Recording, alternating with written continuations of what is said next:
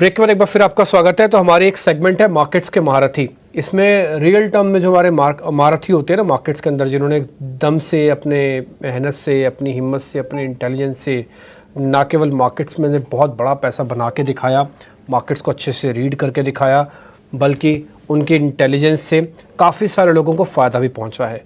उसमें से एक और मेहमान भी हमारे, हम तो सीरीज़ चलाते हैं मेहमानों की, तो उसमें से जो मेरे वन ऑफ द फेवरेट हैं वो है सुनील सुब्रमण्यम सर। आज वो मेरे साथ जुड़ रहे हैं। सुंदरम म्यूचुअल फंड्स में थे, अब मार्केट एक्सपर्ट्स के तौर पर हमारे साथ आते हैं। तो जो सुंदरम का बड़ा एक्सपीरियंस है वो तो है ही है इनके पास। आप सुंदरम के बायोलॉग से हट के ये खुले बाज़ार में आपको और अपनी इंटेलिजेंस देते हैं। और मैं सुनील सर, मैं इनफैक्ट मैं बोलूँगा, अगर किसी को अपना जीवन लाइफस्टाइल को देखना है और अच्छे से एंजॉय करना है ना अपना रिटायरमेंट एज को, तो आप सुनील सर जैसा कीजिएगा। मैं आपको वजह बताता हूँ। मैं कल परसों सर आपका वीडियो देख रहा था, आप और आपकी वाइफ, आपके डॉटर्स के जो 2 बच्चे हैं उनके साथ खेल रहे थे और डांस भी कर रहे थे। Sir I am very happy, मेरे को देख के बहुत अच्छा लगता है, बहुत खुशी मिलती है। सर पैसा ये सब चीज़ें तो आने जाने वाली चीज़ है, लेकिन जो मोमेंट होते हैं ना, जो आप देखते हैं, इनफैक्ट आपने वो फेसबुक पे भी डाला था, मैंने वहीं से चेक किया, मैंने वहीं से देखा इनफैक्ट, तो वो बहुत ही अनमोल है। वो जो पल है ना, उसकी कोई कीमत नहीं है। वो मेरे को बहुत अच्छा लगा देख के, और मैं विश करता हूँ भगवान से कि आप इसी तरह से एंजॉय करते रहें, हेल्दी और वेल्दी रहें और अपने बच्चों के साथ खूब एंजॉय करें। Sir Sunil sir, thank you, स्वागत है आपका कार्यक्रम में। चलिए सर, मार्केट पे लौट आए। बाजार के अंदर एक छोटा मोटा हिस्सा था जो शेकिंग का तौर पर आया, वो आके चला गया। कोई दिक्कत तो नहीं सर मार्केट के अंदर अभी? नहीं दिक्कत नहीं है। खाली क्या है कि ये सेक्टर रोटेशन भी हो रहा है, क्योंकि प्लेयर जो थे लाइक एफआईआईस जो बाहर जाते हैं अंदर आते हैं वो खरीदते हैं दूसरी चीज को। सेकंड चीज है डोमेस्टिक फंड मैनेजर्स भी जहाँ पे बहुत पैसा बन गया है, शायद उधर प्रॉफिट बुकिंग करके उसको रीअलोकेट कर रहे हैं। तो मार्केट में जो हो रहा है ये कंसोलिडेशन, मैं कहूंगा ज्यादातर एक सेक्टर रोटेशन हो रहा है और कोई दिक्कत की इश्यू नहीं है।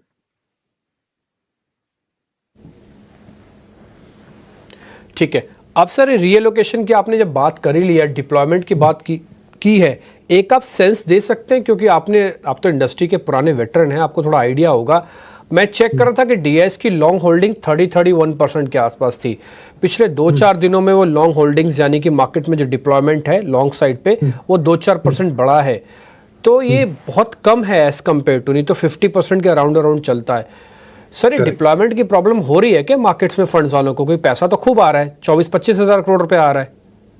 नहीं, दो तो वही कर रहा हूँ ना, इंतजार कर रहे हैं क्योंकि वो प्रॉफिट बुक कर। देखिए अर्निंग सीजन अभी खत्म हुआ है और वो एक न्यूट्रल सा था अर्निंग सीजन, यानी कई जगह पे लाइक पीएसयू के जगह पे बहुत अर्निंग्स की उतनी अच्छी नहीं रुझान थी जितना उम्मीद था। राइट, इंफ्रा पैक्ट में बहुत रनअप हो गया, एनर्जी में बहुत रनअप हो गया। तो आने वाले दिन में ये बात देखते हुए मेरे ख्याल में फंड मैनेजर्स थोड़ा प्रॉफिट बुकिंग करके कैश रख रहे हैं, ताकि आने वाले समय में जैसे ही उनको लगे कि एक अच्छा शेयर सस्ते मिल रहे तो उसके लिए पैसा हाथ में रखे। तो मेरे ख्याल में ये वेट एंड वॉच कर रहे हैं, मगर ये कोई ज्यादा लंबे तौर पर नहीं वेट एंड वॉच होगा, जल्दी रीडिप्लॉय हो जाएगा मेरे ख्याल।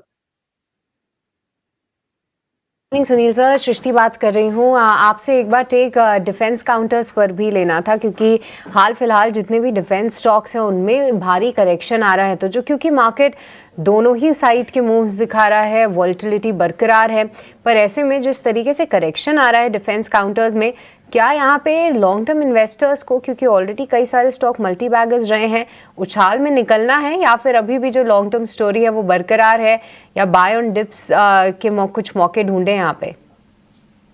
देखिए लॉन्ग टर्म स्टोरी बरकरार है उनकी अर्निंग्स ग्रोथ और बिजनेस ग्रोथ के लिए, बट मार्केट में नहीं। क्यों? क्योंकि मार्केट में ये डिफेंस सेक्टर में क्या है कि पीएसयूज का ज्यादा उधर शामिल होना और एक वैल्यूएशन का कैचअप रैली, ज्यादा लिक्विडिटी मार्केट में आने के कारण, खास तौर पर आपको मिड एंड स्मॉल कैप में जो एसआईपी बुक के जरिए पैसा आ रहा था, और स्पेसिफिकली फंड हाउसेस ने भी डिफेंस ओरिएंटेड फंड, दिग्गज फंड हाउसेस ने लॉन्च किए थे करीबन 10-10 हजार करोड़ के पैसे। और इन पीएसयू में क्या होता है कि फ्लोटिंग स्टॉक कम होता है, क्योंकि 51% तो गवर्नमेंट के पास है, फिर कुछ इंस्टीट्यूशंस के पास है, तो फ्लोटिंग स्टॉक बहुत कम होता है। और प्राइवेट सेक्टर के खिलाफ अगर आप देखेंगे रिलेटिव वैल्यूएशन में उन पे डिस्काउंट पे चल रहा था। तो ये रैली जो हुआ और ये रिटर्न्स जो इतने बेहतरीन बने, वो ये वैल्यूएशन कैचअप और लिक्विडिटी भर भर के उसी क्षेत्र में आने का एक कारण था। अब वो कैचअप रैली हो चुका है। अब थोड़ी अर्निंग्स में जितना उम्मीद बिल्डअप हुआ था उतना नहीं हुआ। अब क्या है कि तो फंड मैनेजर्स जिन्होंने ऑलरेडी खरीद चुका है इसको, वो थोड़ा प्रॉफिट बुकिंग तो करेंगे। तो रिटेल निवेशक जिन्होंने भी खरीदा है या इन स्टॉक को खरीदा या फंड में खरीदा, अगर उनका दुगना 3 गुना पैसा हो गया ना, तो थोड़ा बहुत उसमें प्रॉफिट बुकिंग कर ले, क्योंकि पेपर प्रॉफिट में देखते देखते ऊपर जाएगी और नीचे जाएगी कि क्या फायदा ना। तो मेरे ख्याल में कैश प्रॉफिट में थोड़ा बुक करना चाहिए, नंबर 1। नंबर 2, पूरा लिक्विडेट करने की जरूरत नहीं है, थोड़ा बहुत उधर वापस रखें, शायद वो प्रॉफिट को निकाल के अपने जो प्रिंसिपल कंपोनेंट है उसको रख सकते हैं। सेकंड, फ्रेश एलोकेशन करने चाह रहे हैं ना, तो आने वाले दिन में, क्योंकि फोकस क्या होगा, फोकस इस टाइम में आपको मानसून हो रहा है, फेस्टिवल सीजन आ रहा है, रूरल डिमांड का पिकअप दिख रहा है, तो एक कंजम्पशन के ओरिएंटेड स्टोरी जहां पे पीएसयूज का ज्यादा प्ले नहीं है। और सेकंड चीज है कि बैंकिंग में देखें तो बैंक्स का थोड़ा नेगेटिव रहा है अभी तक, मगर आने वाले दिन में जैसे ही आपको कॉर्पोरेट कैपेक्स पिकअप होगी और रूरल डिमांड पिकअप हुई, थोड़ी बहुत बैंक की लेंडिंग भी, अभी डिपॉजिट्स पे प्रेशर है मगर लेंडिंग रेट्स थोड़ी बढ़ेंगे उधर। तो मेरे ख्याल में थोड़ा रीअलोकेशन फंड मैनेजर्स भी कर रहे हैं, away from infra, defence, energy into the consumption, BFSI, IT, यहाँ पे जा रहे हैं। तो उसी ख्याल से रिटेल निवेशक को भी इस क्षेत्र में मीडियम टर्म बिजनेस ग्रोथ का मेरे को प्रॉब्लम नहीं है, ईपीएस ग्रोथ भी आ जाएगा थोड़ी वक्त में, मगर स्टैगर्ड तरीके से वो एलोकेशन फ्रेश पैसे को करें तो बेहतर होगा। जल्द से सभी पैसा अभी निजी मत डालिए इन डिफेंस और पीएसयू ऐसे क्षेत्र में जहां पे बहुत से रनअप हो चुके हैं ऑलरेडी।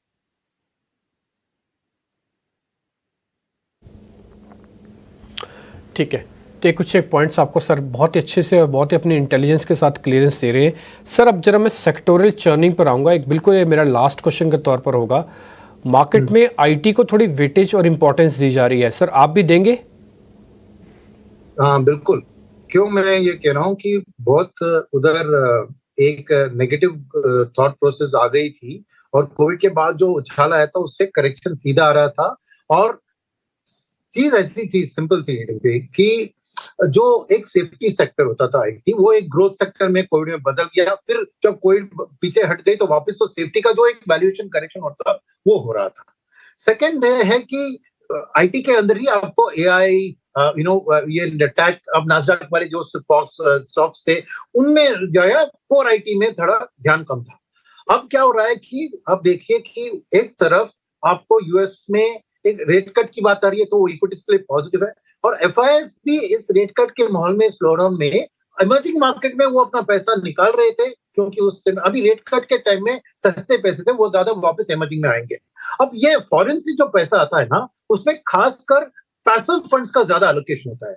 अब क्या होता है कि पैसिव फंड ये नहीं देखती कि ये सेक्टर का आउटलुक क्या है, नहीं है, इंडेक्स में जो भी शामिल है उसमें उसको एलोकेट करना पड़ता है। तो आईटी एक significant weight large cap index और लार्ज एंड मिड कैप वो इंडेक्सेस में होने के कारण एफआईएस की वापसी ऐसी एक माहौल में जहां रेट कट सामने दिख रहा है, डेफिनेटली आईटी को बाइंग आ रहा है। और इसीलिए आप देख रहे हैं कि ऑलरेडी आईटी में रनअप शुरू हुई है। ये थोड़ा दिन के लिए चलेगा। मेरा आईटी में व्यू जो न्यूट्रल से थोड़ा नेगेटिव पहले था, न्यूट्रल था, अब मेरा भी पॉजिटिव बन गया है आईटी में। और ऐसी माहौल में, क्योंकि उधर वैल्यूएशन का इतना इंफ्रा, डिफेंस वहां पे रनअप हुआ नहीं हुआ है, तो डेफिनेटली एक अपॉर्चुनिटी है अक्यूमुलेशन के लिए। तो आईटी में मैं भी पॉजिटिव हूँ।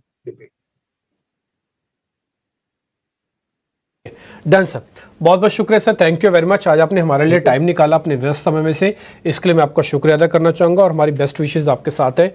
आप हेल्दी और वेल्दी बने रहें सर, बहुत बहुत शुक्रिया, thank you very much sir समय देने के लिए। मेरे को सृष्टि को फिलहाल के लिए आप इजाज़त दे सकते हैं। अगला कार्यक्रम कॉलर शो है। अगर आपका कोई भी सवाल आप पूछना चाहते हैं ज़रूर पूछेगा। तरीके बेहद आसान है। आप व्हाट्सअप, इंस्टाग्राम, ट्विटर के ज़रिए जैसे भी आप जुड़ना चाहें आप वैसे जुड़ सकते हैं। नमस्कार।